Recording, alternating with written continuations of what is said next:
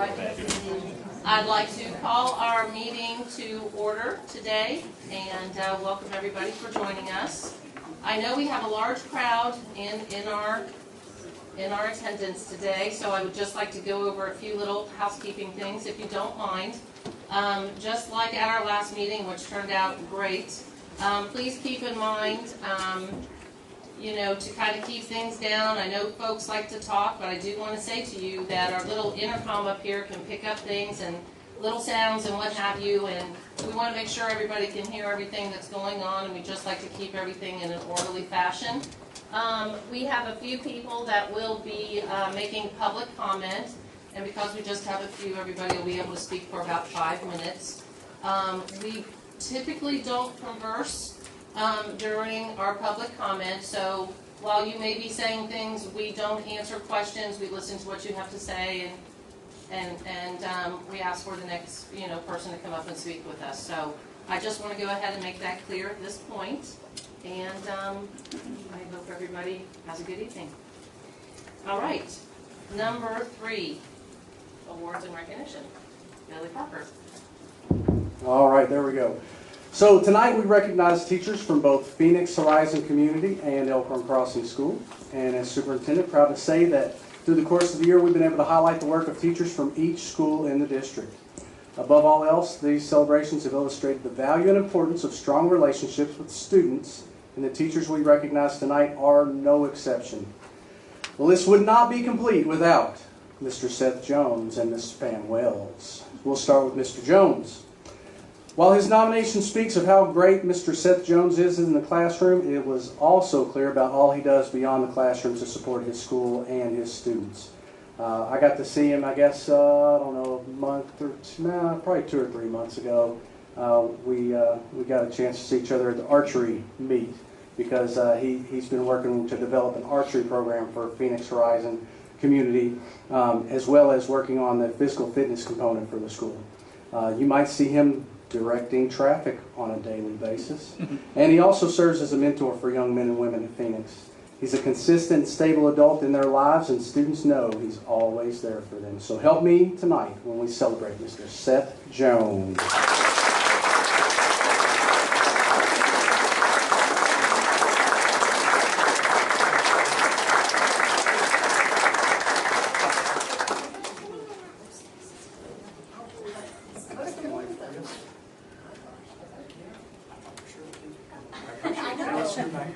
Sorry, I'm a little sweaty.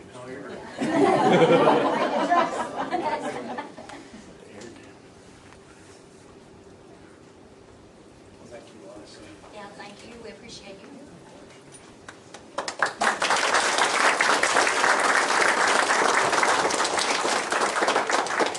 And next up, Pam Wells. Pam Wells is committed to her students, her school, and the biomedical village at ECS. She quietly does all the things that need to be done, never seeking praise. Often you'll see her in the building tutoring students well after the school day is over. Mrs. Wells is a great collaborator who values the opinions of her colleagues. She's devoted much of her career to Scott County Schools and will soon be retiring. So congratulations, and tonight we will recognize her for her service and dedication, Mrs. Pam Wells.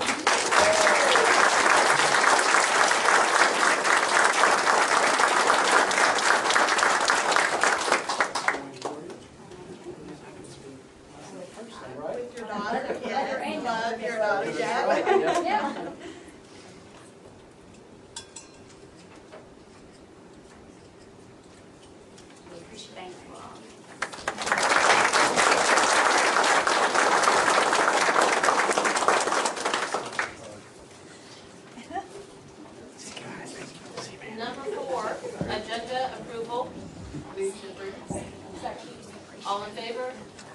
Those opposed? Motion carries. Number 5, public comment. Okay, first on our list I have Representative Sherilyn Stevenson. Welcome. Thank you.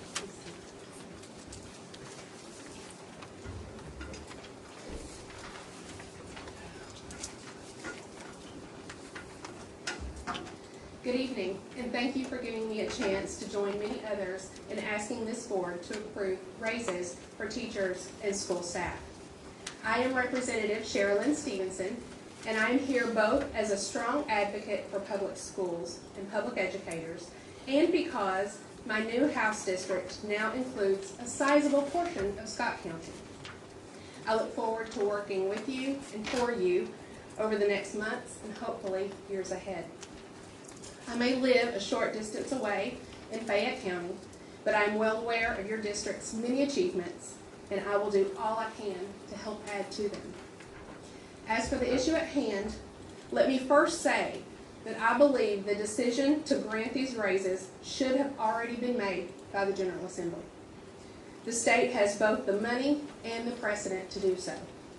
Our rainy day fund will soon be measured in the billions of dollars, and as a percentage for state spending, it will be 5 times bigger than it ever was before the pandemic.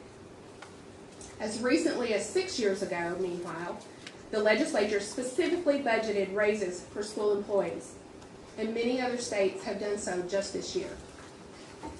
It's worth noting that the just enacted budget includes salary increases for the Kentucky State Police and our social workers, and it also sets aside 8% across-the-board raises for every state employee. There's money for an additional 12% increase in the budget's second year. I fully support all of these moves, but I also strongly believe that our educators and other school employees should be treated exactly the same. Just encouraging these raises, as our budget does, is not enough. At a minimum, the legislature should have dedicated a pool of revenue that our 171 public school districts could draw from for raises. I believe that we desperately need to revisit this issue when we go back to the General Assembly in the Capitol in January. For the moment, though, the decision to grant these raises are in your hands. You know better than I do how hard your employees have worked, especially these last 2+ years. They pivoted almost overnight to online learning back in March of 2020, and they made sure that our students did not go hungry. Time after time, and in school after school, these employees did the impossible, and they did it with professionalism, dedication, and most importantly, love. They did this even as their own salaries continued to erode due to inflation. Last month, the National Education Association reported that the average salary for Kentucky public school teachers only grew by 8.7% between 2012 and this year. When adjusted for inflation, however, salaries are 11.7% below where they were a decade ago. Only 5 states have teacher salaries to go down faster. Kentucky is now 36th in average teacher pay and a dismal 44th in starting pay. The Department of Education Commissioner Jason Glass correctly called this news distressing last week.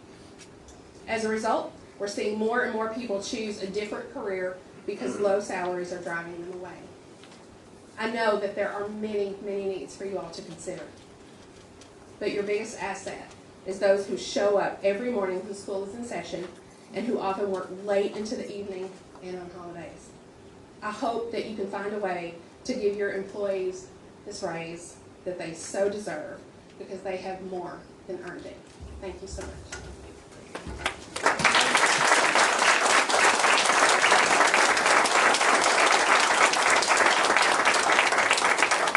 Courtney Case Bolt.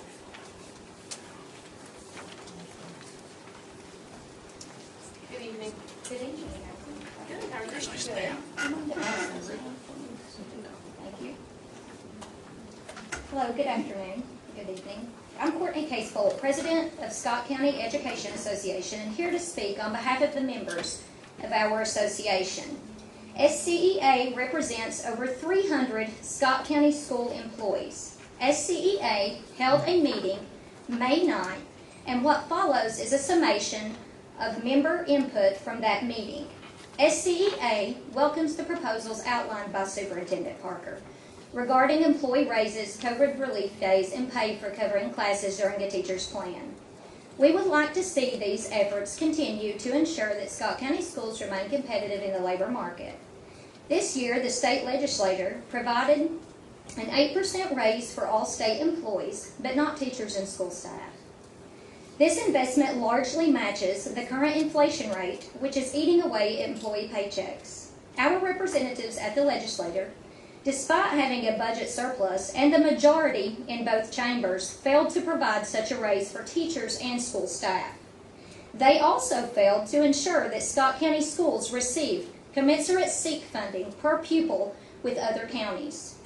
They did, however, make other investments in school funding, namely our transportation and kindergarten funding. They say this will free up money from the general fund to make a significant pay raise at the local level, so here we are. SCEA has proposed a 5% increase in staff salaries, which is more modest than the 8% afforded to state employees by the legislature and still 3% below inflation. The board proposed an increase of 2%, and that's a step in the right direction, but ultimately does not remedy the situation.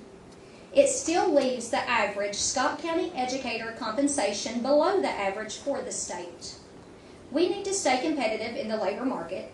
While facilities are important, ultimately it is the quality of the teacher in the classroom which determines the educational outcome for the community. To that end, SCEA would like to see Scott County Schools create a multi-year comprehensive plan to address educators' salaries and working conditions, the same planning and foresight that goes into a building a new high school.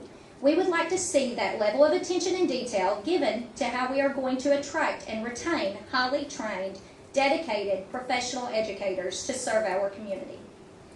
We would be remiss if market forces and inflation weren't part of that planning. SCEA leadership would like to collaborate with the superintendent and board members in monthly scheduled meetings in order to develop and implement this plan. Our community, our children, deserve the best we can give them. Let's plan together to make that a reality. Thank you.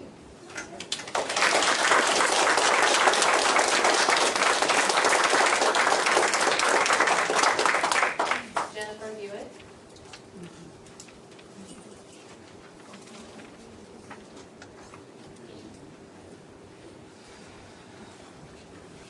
Hello.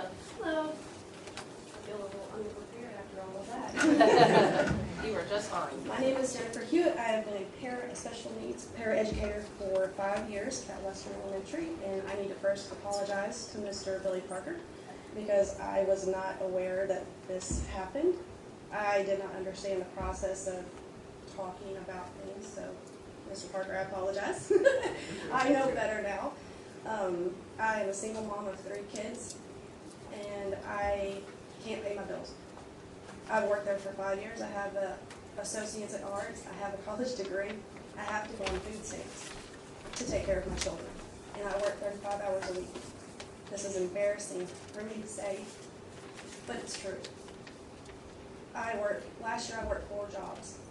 I cleaned houses, I worked as a special needs educator, I did pictures, and I also did respite hours for a child. And we shouldn't do that. Scott County is an amazing place. It's an amazing place. And the people that are going to make it more amazing are people like me that are putting their hearts into these kids, putting everything into these kids. And we need to appreciate that. So that's the emotional side. Here's the other side. The national average for a paraeducator is $35,000 a year. I make $15,000. The Kentucky average is $27,000 a year. I make $15,000. That's for a kindergarten paraeducator. I'm a special needs educator, which means that the Kentucky average is $33,000 a year. I make $15,000 a year. I'm asking you all, please approve this. We work so hard and we love our kids, and we just want to be able to take care of our kids at home. And we can set a standard to keep good people there. I work with people that have bachelor's degrees that make less than the bus drivers.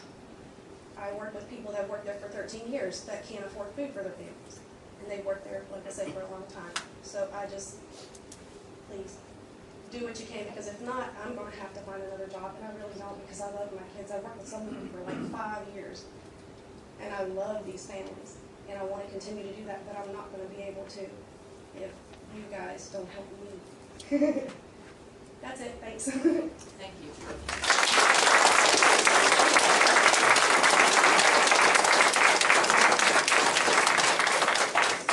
That ends our public comment. I want to say thank you for everybody who joined us this evening and stepped up and joined us in conversation this evening. Thank you very much.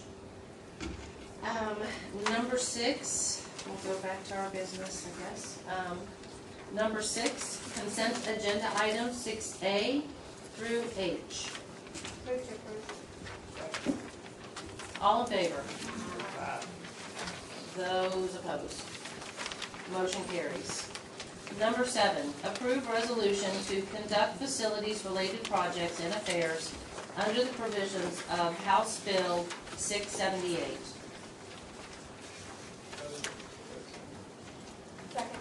All in favor? Those opposed? Motion carries. Number 8, student achievement report.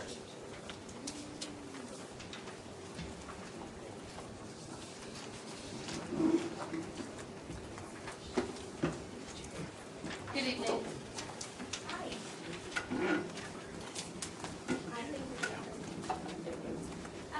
I am Tabitha Housekeeper. I'm the Director of Student Services for Scott County Schools, and unfortunately, this is my last year here. I'm going to be moving, and so I'm kind of handing the reins tonight to Miss Robin Taylor. She's going to be taking over our EL population.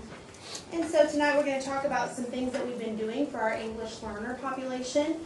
We currently have in our district, it's pretty exciting actually, we currently have 574 students who do not have English as their home language. That means that at some point in their development, they were not speaking English as their home language. So we are required by Title III to be able to service those students, and we have a couple of different things going on. First of all, we have 22 different languages in Scott County Schools, and that's pretty cool, I think. If you look at your second packet, the second page in your packet, it'll outline those different languages, and some of them are pretty interesting that we have those here. I think that's awesome that we have families in our district who speak multiple languages, but some of those students that we have, the majority is obviously Spanish speaking. 89% of our EL population is Spanish speaking. A lot of those are migrant families who come here to work for agriculture and be able to, for within 3 years they've been here. So some things that we are doing instructionally in all of our schools is making sure that we have EL staff that is specifically targeting the learning needs of English language learners. So we have 8 certified staff members who service our EL students, 3 classified staff members who are instructional assistants, and what they do is they spend their time going in and either pulling students in small groups or co-teaching with regular ed students and teaching them reading, writing, speaking, listening skills. So these kiddos, 574 of them, have other hurdles that they have to overcome. Not just we're trying to intervene in RTI, but they're trying to achieve language acquisition. They're trying to be proficient at their language. And so we have specific staff who are designated to do that. And you'll see later on in the agenda that we're hoping to approve one more staff member that can help meet their needs. One of the things that, especially with COVID, that we felt like was huge and super important was not just meeting their needs when, as far as an intervention standpoint, but thinking about the kid as a whole, thinking about all of our students and what's going to benefit our Tier 1 instruction, which is our core instruction. And so we started to look at our recovery learning plan. And so this year, I'm really excited about the work that we've done. Robin and I have collaborated a lot, and being on the OSL team planning the summer professional development, one of the things we really feel like is most important in our recovery learning efforts is focusing on the vocabulary instruction and scaffolding learning for students that is best for ELs, but it's really good for all kids. And so it's our Tier 1 instruction, but it really hits any student with special needs, any student who is an EL student, but it's really best for all of us. Like we all, even as adults, we learn well like that. And so I'm excited that every teacher will go through Recovery 3 training this summer, and in June, I think it's a week in June. And so every certified teacher will go through that training, and I'm pumped about that. I feel like that's best for all kids. Additionally, we have a great partnership. I don't know if you guys have heard of Project Place and CRIOP. I personally have been super involved with CRIOP and being able to create a culturally responsive environment in our schools. And I just believe in it. I believe it's all about relationships with kids and really thinking about the student. You know, we have a lot of jargon in education, and so this is all about the kid and how they learn and relationships. So now our partnership with the University of Kentucky has transitioned from Project Place to Project Excel. So next year, our partnership with them is going to be highly focused on literacy. And what I love is this is a great opportunity for teachers. They can make extra money. I made a lot of money through Project Place because it's available, it's a grant, and they love the partnership with Scott County Schools. We're like their #1 partnership. And we have over 20 teachers right now who have committed to being a part of that. And if you look at the breakdown, it's 8 days paid by the University of Kentucky Professional Development.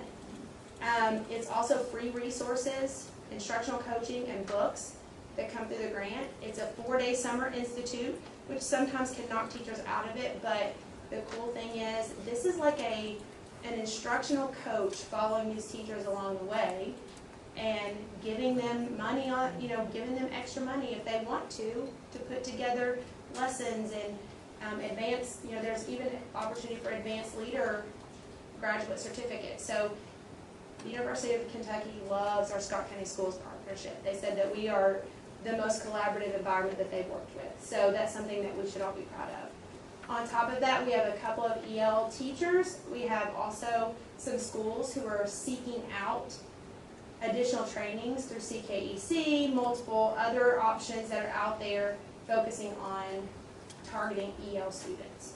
So Robin and I have worked a lot together to talk about how to intervene for these kiddos, so I'm going to let Robin talk about our RTI process. Right, so we discovered that the core instruction, we of course wanted to make sure that all of our students were getting everything that they needed. But what we also saw is that RTI is working really great for a lot of our kids. It wasn't working as effectively as we wanted for our EL students, for many of them. So we had lots of discussions around the effectiveness of RTI with our EL students. We talked to so many different groups of teachers, special ed teachers, EL teachers, RTI interventionist leaders, to figure out what in that wasn't working and why was that maybe not working for all of our EL students. So after all of those conversations and collaboration, we actually just released to schools new guidelines for assessment in RTI when it comes to our EL students, and especially our newcomers. So you will see, I'm not going to go over all of those, but you have the guidance in your folder. It's a front and back that has some of our guidance. Some of the high points of that is we're postponing our universal screeners. So if they come in the fall semester, they don't take a universal screener until the spring. If they come in the spring, they do not take it at all that first year. We don't want to bombard them with assessments as soon as they walk through our door. We're strategic. There are some interview style one-on-one assessments to really get some of that information, some other screeners that we will give them to figure out exactly where they are and where we want to intervene. But those big universal screeners they will not be taking. We're also focusing on pushing into the classroom more instead of pulling them out of the classroom. One of the things we realized was you might have an EL student, they're getting pulled out for EL, they're getting pulled out for special ed, they're getting pulled out for RTI. They're not spending any time in their classroom in that very language-rich environment where they're exposed to social interactions and looking at social cues of other kids and figuring out all of that. So we are really focused on spending more time in the classroom and less pull out and having some collaboration so that they can really be exposed to that language-rich environment, and especially that social interaction. What does that collaboration look like when you're working with them in the classroom? So it's going to look a lot different depending on the grade, depending on the school, depending on the teacher. Just give me an example So So sometimes my area's high school, so give me an example of what a high school collaboration they looks actually, like. I have a That's great awesome. example actually. This is one of the best examples. Okay. So the EL teacher actually goes into one of the English classrooms and they fully co-teach. It is one of the best co-teach models I have ever seen. They have older students in there who are helping translate if they need it as well, and they're walking around. They're doing all of the same assignments. They're doing everything, but they have all the scaffolds in place. And is To that get everybody the same perhaps the standard. example that the high school used Yes. to model their RTI process? I don't know Yes. if you'll recall, yeah, like on a board meeting or two ago, Stephanie, we were talking about, and they're modeling some of the RTI processes after that same framework. And our students in that classroom have done really well. So we would like to see that model even in more. And it was kind of the first year for that, but that has been an exceptional model. In the elementary, they might go in during guided reading time or during a guided time, and they work with EL students and other students and just have some of that exposure. The one thing I will say that Robin has brought on this year that was really cool is we have our EL teachers now, they're expected to collaborate during a grade level PLC in the planning process. It's no longer just looking at their RTI data and saying, oh, you know, that student is struggling because of this, this, and this. It's not giving numbers. It's being a part of the instructional planning, giving strategies. And at the high school level specifically, we really focus on, you know, a lot of times our high school teachers are content masters. They're masters of their content. Right. But then we have EL teachers who have strategies in their back pocket and can pull tools out of their toolkit. And Right. so this is like combining the strategy brain with the content brain, putting it together, and it's really working amazing. Specifically at Scott County High School right now, they have an amazing model with that. And we have some elementaries who have embraced that model, and so they're going into PLCs and they're doing what we call pop-ins. Yep. So they don't take the whole PLC time, so that what they need to get out of that is what are the standards you're teaching, what is the vocabulary and the student-friendly definition, and what are the strategies. Yep. So That's they what I can was take it to interested in, both. was the strategies, because like as an English teacher, I could either convert the text into another language, or I can find the text in another language.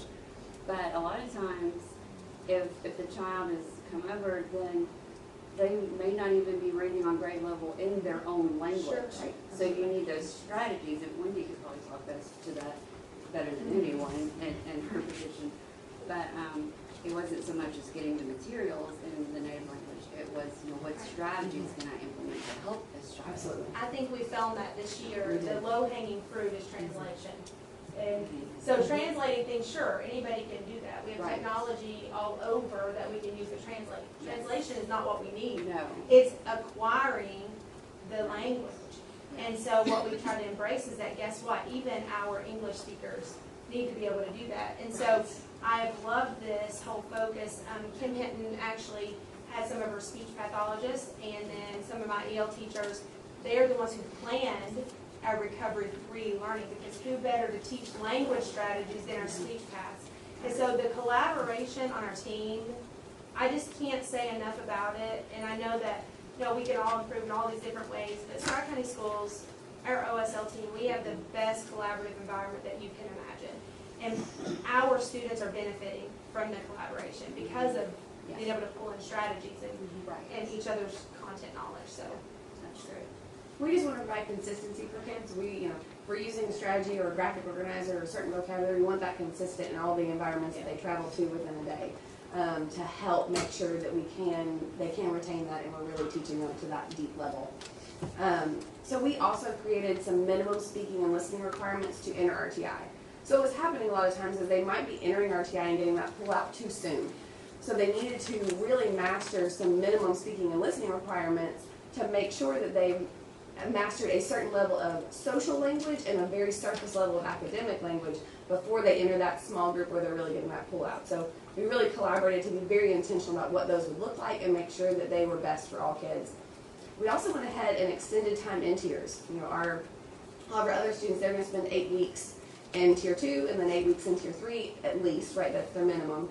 And so for our EL students, we're asking that if on their service plan, if they get time and a half on everything, they get time and a half in tier 2 before they move on to tier 3, or time and a half in tier 3 before they move on to referral. They get double time, then they would get 16 weeks instead of 8.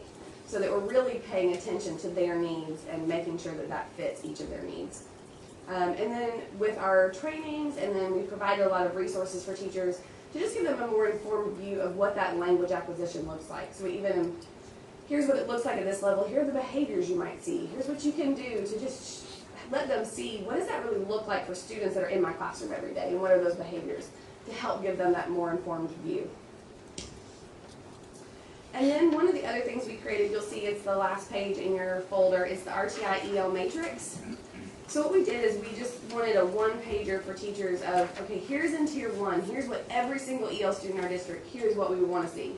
The minimum expectation, which a lot of this they're going to get in our R3 training. So that's going to be a great tie-in with that. And then on the left-hand column, you see those minimum speaking and listening requirements. And then we added in what supports the EL teachers have available. A lot of classroom teachers had no idea all the resources that EL teachers had and what those EL students had access to. So that was really great to share that with teachers. And then we also provided some strategies for classroom teachers to try with our EL teachers.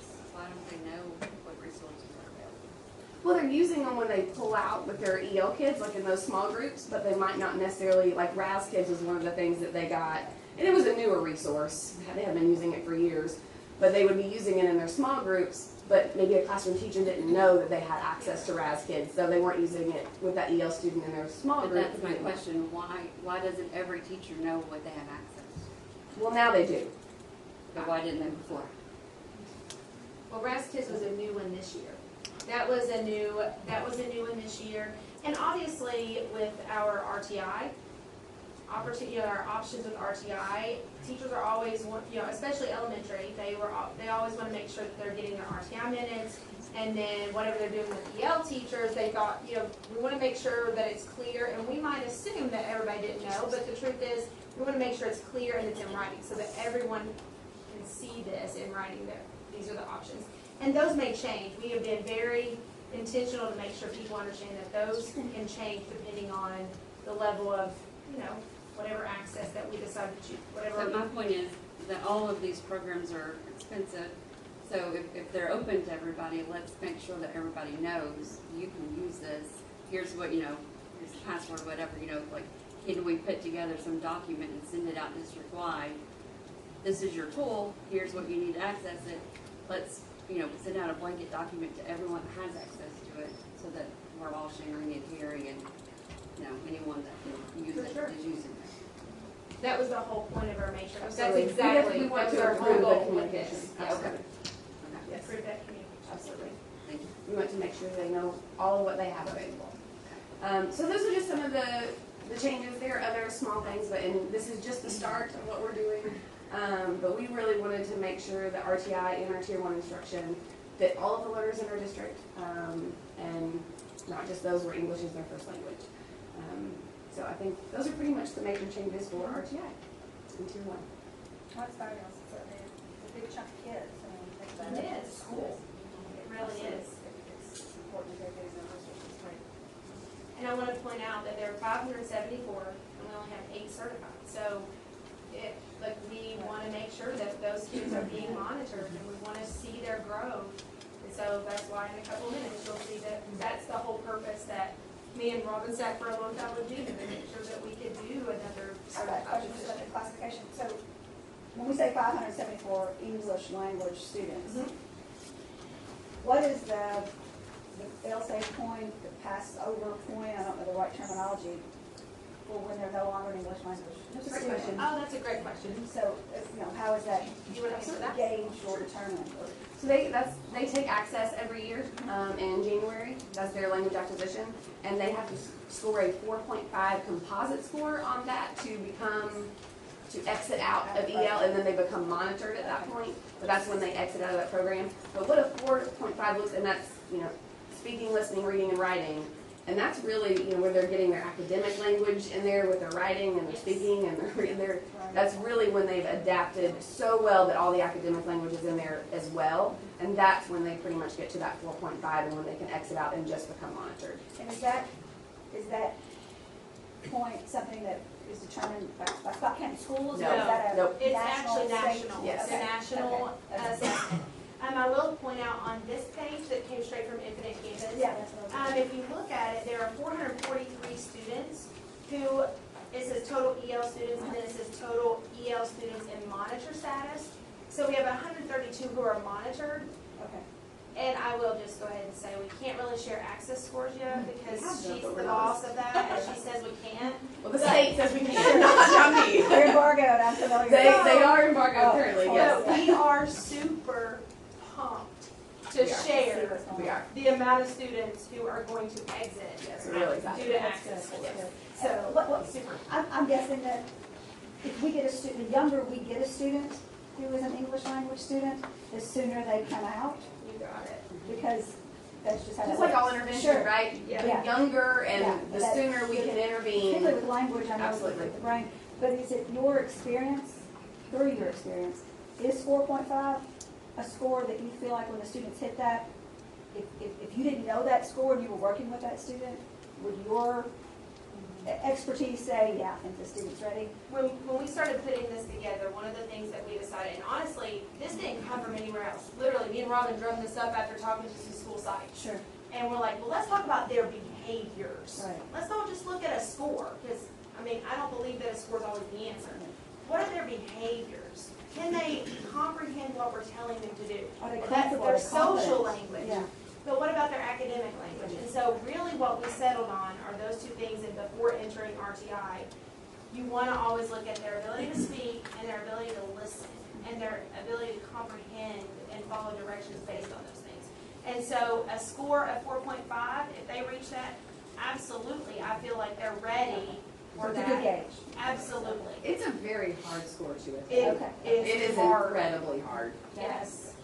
And we have a lot. It's very exciting. So we're excited about it. That's great, okay. Somebody, you all are saying there are 443 students that are active Mhm. for these 8 teachers, so that means they have about 55 students. You got it.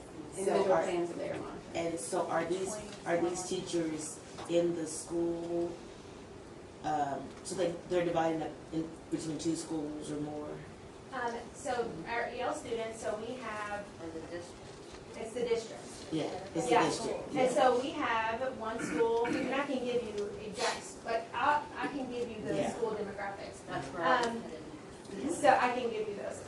But like one elementary school has 60 And what? and one teacher. So And that that one teacher teacher is there- full-time Okay, there. that's what I was. Yes. Yes, and then we have another school who might have 70, and there's one full-time teacher there. But then you might have, we have one school in the district who only has 3. Okay. And another school that only has 16, so they share a teacher. Yeah. So what, obviously, the ideal situation in the dream world would be to have one EL teacher In per each school, but to only have 3 students in the makes school, sense. it doesn't make sense. Yeah, that's. So, I will say that we have 2 middle schools right now that are heavy, and we have an EL teacher who, and that's my focus and my thought for this other EL teacher. She services 35 EL students in one middle school, half of, like in the morning, and then she goes to another middle school and services 36 more the afternoon. So that's a really hard balance. I mean, middle school and high school is our need right now. Because in high school, they're obtaining credits. And I just observed 2 weeks ago, when there's a class, an EL class that has 2 17-year-old newcomers who have never been in the United States.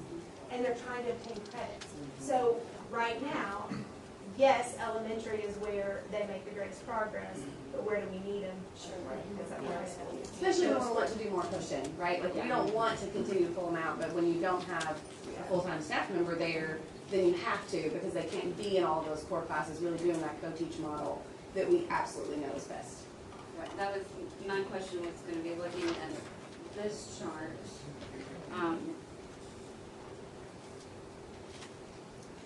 I thought that the secondary numbers were actually pretty low, because I've had those numbers in one class before. It was But like, they can speak English. yes. Like, wow, we got- Yeah, it's totally different, yeah. Right. It is totally different. Yeah. Yeah. Yeah. So, it was, I'm sorry, Mr. no, it's fine. I mean, and that was all where, strategies, I can pull in materials in their language, but a lot of times, while they were traveling and they were different places, they weren't reading in their own language. So not only was I trying to teach them, you know, I'm trying to teach them Beowulf in English. And I can give Beowulf in Spanish, but they can't read Beowulf in Spanish. And their parents may not be able to either. Right, right. So it's, yeah. Struggles with. Yeah. And, you know, and all I wanna do is just love on them and welcome. And, you know, but we have to go back so far.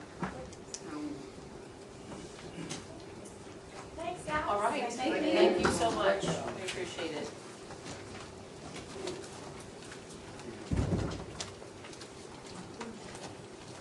Number 9, Scott County Schools District EL Plan for 2022-2023 school year. Billy? So on this one, this is really just a review item.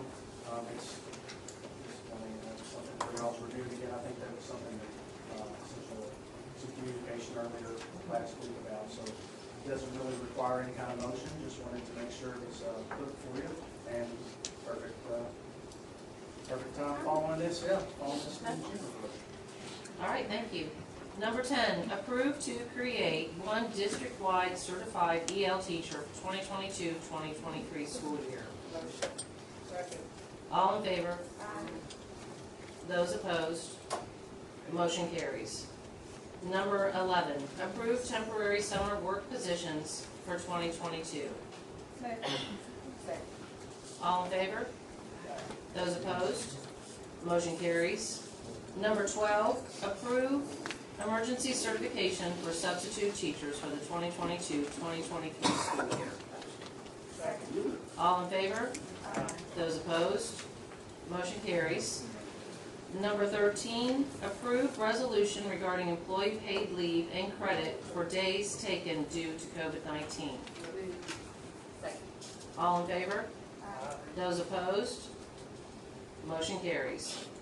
Number 14, authorize superintendent designee to reimburse employees for planning time. All in favor? Those opposed? Motion carries. Number 15, So on number 15, Josh and I have been talking a little bit about number 15, and with that, last year when we went through this contract, it's set up to be auto-renewed for a number of years. And when they went through the contract, they talked about some addendum that they wanted to add to it, so they worked with the state to get that added. He called, he said, hey, I think we might want to hold off and reevaluate, because maybe that we're better served to just roll on with the contract with the Army. So I would recommend that we let this one just go on by, and if we need to revisit it, bring it back to you. okay? All right. Number 16, ratify agreement between UK Singletary Center for the Arts and Scott County Board of Education for the Scott County High School and Great Crossing High School Spring Choral Concert, May 13th of 2022. All in favor? Those opposed? Motion carries. Number 17, approve renewal of T-shirts and printing bid for fiscal year 2022-2023. All in favor? Those opposed? Motion carries. Number 18, approve renewal of septic service bid for fiscal year 2022-2023. Second. All in favor? Those opposed? Motion carries. Number 19, approve renewal of auto parts supply bid for fiscal year 2022-2023. Second. All in favor? Those opposed? Motion carries. Number 20, approve to authorize superintendent to apply for a charitable gaming license on behalf of Scott County Schools. Second. All in favor? Those opposed? Motion carries. Number 21, approve the establishment of the Scott County High School Dance Team Booster Club. All in favor? Those opposed? Motion carries. Number 22, approve board members to review monthly bills. I'll make a motion that our newest board member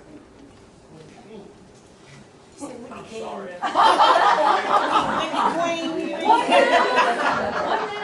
Goodness gracious. Second, maybe for that position. I am getting married this summer, but Okay, Need a second for that? Yep. I do. I'll second. All in favor? All of you. You volunteered. You volunteered. Yeah. Those opposed, motion carries. All right, thank you very much. And we'll explain to you how that monthly process works, okay? Yes, absolutely. Wonderful, thank you. Thank you for doing that for us. Number 24, approve 2022-2023 salary schedule revisions. I'm sorry, approve members to review monthly superintendent expenses. We have to add that one in, sorry. It's the same, Yeah, it's not the same time, so. so Wendy Young, Just make that motion. I'll nominate Wendy Young as sacrifice. I'll second that sacrifice. all in favor? All in favor? Aye. Those opposed? Motion carries. Okay. Lots of work with that. Number 24, approve 2022-2023 salary schedule revisions. So moved. Any discussion? I might just jump in if you don't mind and just say that I really appreciate Representative Stevenson and some of her acknowledgments today, because some of the challenges that I feel like we've faced is, people here in the media, 5% for state employees. Well, I mean, people infer a lot of times that includes our educators, our people in our school systems, and that's not how the budget was laid out. I've shared with you all and with our school communities as much information as I could to try and make a confusing situation make a little bit of sense. Recently some people have said, well, I feel like you can find the money for this, and to that, I talked to somebody from the Department of Education today, and we talked about the amount of a school district's general fund budget that could and should be allocated towards salaries. And you all have been to state trainings for School Board Association and also with the Department and for Education. And they've been pretty clear that 75–80% of your budget should be in that area. I don't know in my time in Scott County when we've been below 85. Right now, this year, we're at 89.42% of our budget that is being dedicated towards salaries, and then you take into account we've got 2% that we must carry forward based on the state for contingency, and that leaves us with about 8.5% of our budget to work with for everything else that we've got going on. There was, I do want to say, and I tried to make that clear when I talked to our local paper, Mr. Scoggin, we talked, and I wanted to be clear that we did get additional funding. And what I have put forward for you all to consider really accounts for every bit of that. It's certainly not what some have asked for, but it is, as Ms. Hewitt had said, do what you can, and this is what we can do for sure.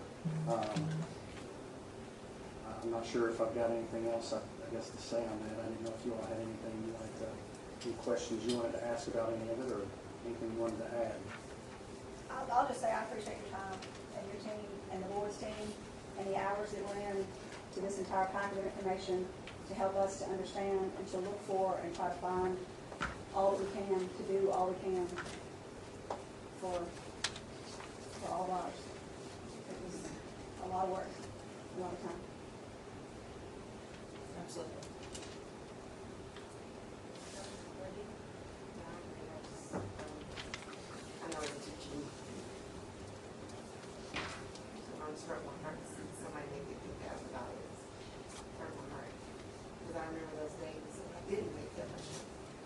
I had to work for, oh Jesus, I had to work 4 jobs. We got to do that. Somehow we got to do that.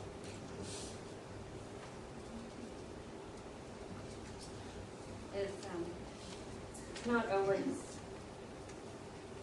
hard to find open voices. Sometimes it's hard to find open ears. Our ears are open. They are. They're open. And we hear. And we want to do all that we can. And we're trying. We just gotta. And we would give until we bled if we could. We just gotta find it. How you all show up helps me find my voice. And we're proud of how you respectfully show up.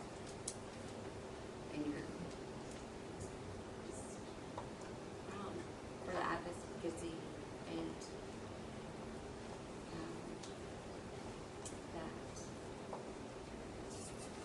that of the work that you all do for our kids. It's the most important job for us.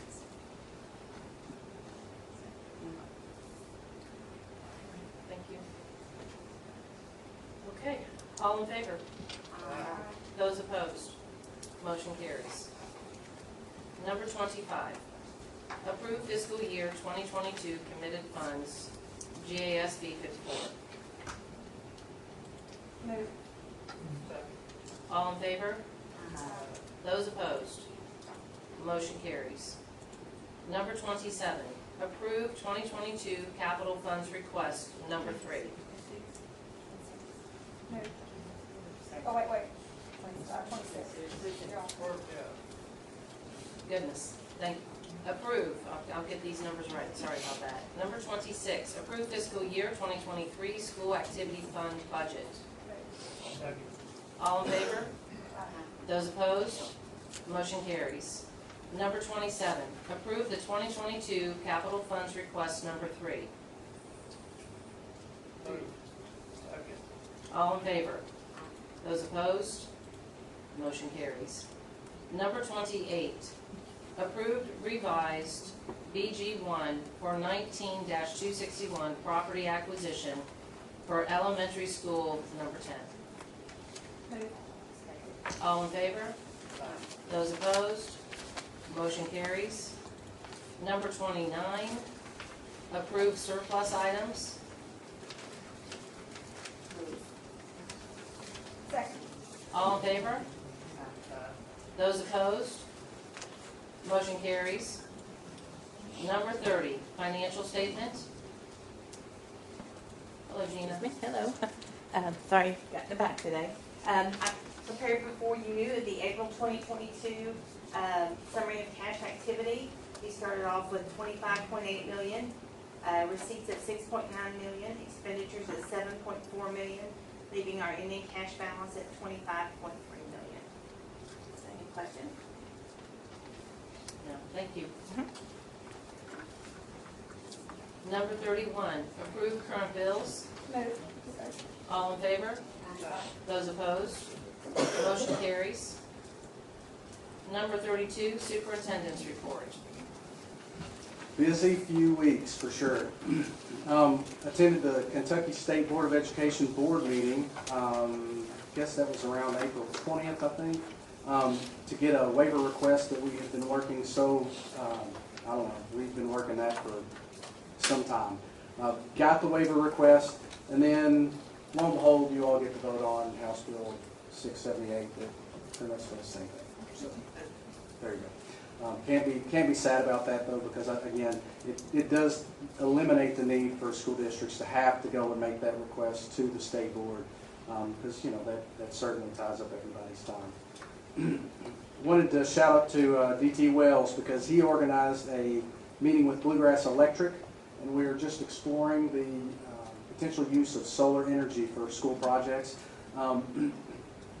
It's not quite as lucrative as it may have been in the past, so not sure if that's going to be something that we'll end up being able to incorporate in the future, but definitely something that we certainly want to explore. And for me, the avenue on that aspect is, there's data out there that suggests that school districts that implement solar energy, they end up having communities that understand the value of that, and they look to do more renewable resources. And just, I don't know, from an education standpoint, I think that that's great. Under Standard 2, there was an EL student program at Creekside Elementary it was absolutely fabulous. Laura Willoughby, she invited us and got a chance to see what was going on there. They had students that talked about and shared their experiences of coming to America. You know, and oftentimes, I don't know, it just put it in a different context for me because it was, you know, it was an actual kid in our district and getting to hear their stories. Super powerful. They tied it to food, which is always great, and the families were very, you know, I was hoping to get to do a little bit of everything. I came out with, I think, 3 plates because the portion size was, I mean, it was exceptional. But that was a great, great event. We had a meeting with BCTC. They continue to just amaze me with their why could we not kind of attitude, I guess. They have an integrated engineering technology and a computer engineering technology couple pathways that we're working with them on, and John Knoll and Deborah Reed attended that meeting with me and really carried the meeting, to be completely honest, because we were just trying to make sure that this sounded like something that would be really beneficial for our kids. The one thing that was great about the meeting too, that really goes beyond these additional pathways, I guess, is we started talking about the fact that really this is geared toward kids coming into high school. And the thought came up, well, what about, you know, we've got seniors that we know are walking out the door, they don't know what they're going to do. So we talked about this summer program that's kind of rolled into this, these 2 pathways, and how while it might be geared towards freshmen in the future, this year we're kind of trying to open it up to where those seniors have someplace to go and we can explore some of those options. So it was just interesting how that ended up just evolving through the conversation, and I continue again to be amazed because BCTC, whenever there's an obstacle, it's how can we work around it, not, oh well, I guess we can't do this. So they've been great partners. College signings for Great Crossing High School and Scott County High School. I heard about it from Dr. Hub, but never got to witness Jim McKee at a college signing until the other day. And I'm telling you, they came to me afterwards for remarks, and you can't follow that. He did an exceptional job, and it's always great to get a chance to see students that are really getting to be successful in what they're passionate about, and how that'll open doors for them as they continue to grow. And then I got to teach archery at Western Elementary for a week a couple weeks back, and it was a great experience. I hadn't had a chance to get back in the classroom and be that involved for some time, so really came at a really good time. Under Standard 3, I was asked by our own Shelley Green, our receptionist here, to MC the Schoolhouse Champions 5K, and we did that a few Saturdays ago. Apparently the year before was horrible, terrible weather. It could not have been more gorgeous. It was an amazing event, and all the proceeds go back to the schools that raised them. So shout out to everybody involved with that and everybody that participated, because that was for sure a great event. Lieutenant Governor visited GMS, and Kristen Girton, her and her crew, they organized it all through their career choices classes. And outside of a little bit of technical difficulties with some sound, it was a great event. We didn't really get a chance to talk to her much. They whisked her in. She got to speak to kids and spend all her time with the students, and then out she went. But it was definitely something that the kids were talking about, and they'll remember for their lifetime, I would imagine. Human resource leadership, we're conducting interviews for the online learning positions. Hope to have a couple of those wrapped up by the week's end with press releases either Friday or Monday. We had a pre-bid meeting for the new Scott County High School. And I know Chair Brooker was able to come to that pre-bid meeting, and that was again, it was a good opportunity for us to get in front of our contractors, both general contractors and subcontractors, to talk about it, and tried to really drive home the importance of what a project of that scope would do for the community. Before anybody gets upset or anything about not getting to go and accept the Energy Star Partner of the Year for Sustained Excellence Award for the 4th out of 5 years, it was virtual. So there you go. But we did once again, in an effort to try and be efficient with how we how we run things here. We're awarded that award again this year. Collaborative leadership. Kroger has a community rewards program, and without us really advertising it very well, over $30,000 have been contributed from that program to various different school programs that we have going on. So DT Wells and Renee Holmes organized an opportunity for us to get together, and we did just a check presentation, and really the purpose of that was just to really get the word out that, hey, this is out there, because I know several people that go Krogering. So anyway, that was part of that, and the individuals we got to talk to at Kroger were just first class and really looking to be partners. Also got to work with KASA. We had a group that got together. It was basically called the Coalition for Sustaining the Profession, in which we had people from, I don't know, all walks of their educational career that came together to talk about some of the difficulties that we have talked about here today that need to be addressed for us to continue to provide first-class education for our students. And then last but not least, I participated in Fayette County a few weeks back. Got to go check out their central office, Swanky Digs, and inspiring superintendent panel, and myself and Dr. Liggins was there as well, and a superintendent from the western part of the state, and just got to participate in that panel, and it was interesting. It was just interesting some of the questions that individuals had for us that came out of that, enjoying my time for sure. So that's my superintendent. All right, thank you so much.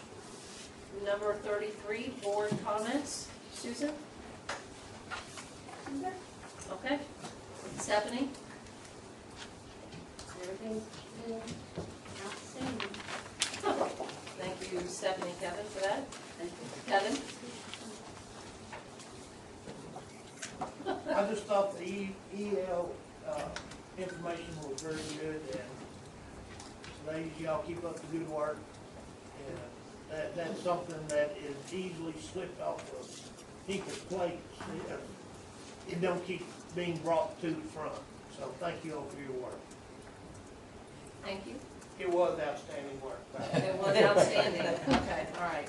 Thank you. Wendy? Sorry to be a crybaby. You're all right. I understand. As a single mama and working and going to school and doing all kinds of things, I just saw myself. And This is tough. I know. I understand. Okay. I'd like to draw attention here because I don't feel like we talk about it enough, and that's this Energy Star Award. How many schools, DT, are awarded this award each year? It's not many. How many high schools across the nation? Across the nation, it's under 10. Under 10. Oh, it's districts. It's districts. Across the nation. Yes, excuse me. I said high schools. Forgive me. I'm sorry. You went one year, I went, there were only, of the group, they were Right. mostly great big companies. Right. They're corporations. It wasn't schools. Yes. It This usually applies don't to pertain any, to school any districts. No. business, any. Yeah, I think the year I went, there was 11. There was 11. And I think from what I understand, and correct me if I'm wrong, the year we did not receive it was because we had 2 new schools, and we had to wait for those new scores to formulate after an entire year, correct? Oh, baseline, yeah. We had to have those baselines in there. So I just want to emphasize what the work that goes in behind all of this and just watching it. I think DT sits there and stares at his program all day to make sure everybody's turning off all their lights and doing what they need to do. I'm teasing, but I just want to say thank you because that really is a big deal. I mean, I'm really proud of that. Oldest building, one of the most efficient. Right, Garth Elementary is one of our more efficient buildings, so thank you, Damon. Yeah, thank you. But I just wanted to emphasize that because that's just a cheerful little thing there that, we really should be proud of, and I don't feel like we talk about enough every time we receive this award, so I just want to say thank you. And Gina, to your finance team, and to our superintendent, thank you for all the hours and hours and hours that you spent in reviewing, and Damon as well, in reviewing what can we do for our folks, what can we do with our monies, what can we do, where can we dig deep to find money. I know we had to wait for legislation to come back to see where our budget stood and where it was going to take us, and I appreciate that. And thank you for leading us down that path. The next bucket that we're taking a look at, which is a totally separate operation bucket, our facility bucket, is with Scott County High School, and those bids are coming in. And we're all sitting here with our fingers crossed that our bids come in with a good number there. So anyhow, thank you so much. And we really, truly appreciate everybody. Thank you. I received a handful of letters from folks. Thank you for reaching out and sharing with me what your thoughts are, your situations, and your opinions. I got about 16 letters from everybody after our last meeting, and I just want to say thank you. I really appreciate that. Number 34, adjournment. Objection. I mean, sorry. Move to adjourn. Second. All in favor? Those opposed? Motion carries. Thank you.